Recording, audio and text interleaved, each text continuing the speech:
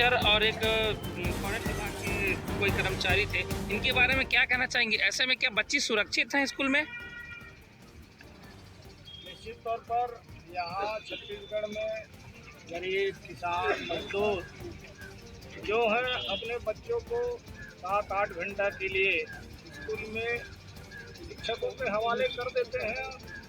और आज जो छत्तीसगढ़ प्रदेश में जो घटना घट रही है, जनकपुर के अलावा और सूरजपुर है और आपके बिलासपुर में अभी अभी 4 दिन पहले घटना घटी है, 23 तारीख को वहाँ भी।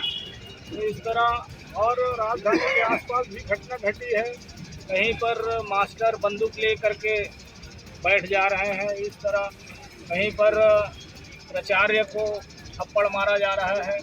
तो निश्चित तौर पर लाइन आर्डर ठीक नहीं है। और हमारा तो अपील है सभी पालकों से, माँ बापों से कि अपने बच्चे को ध्यान रखें, क्योंकि सरकार के भरोसे नहीं लगता है। इतनी जो घटनाएं घट रही है और जो जनकपुर की घटना है वो तो अक्षम्य है। और हम चाहते हैं कि तत्काल जो आरोपी हैं, जो 3 शिक्षक हैं और एक डिप्टी रेंजर है, इनको तत्काल फास्ट कोर्ट के माध्यम से 60 दिन के अंदर में फैसला देकर उनको फांसी का सजा दिया जाना चाहिए।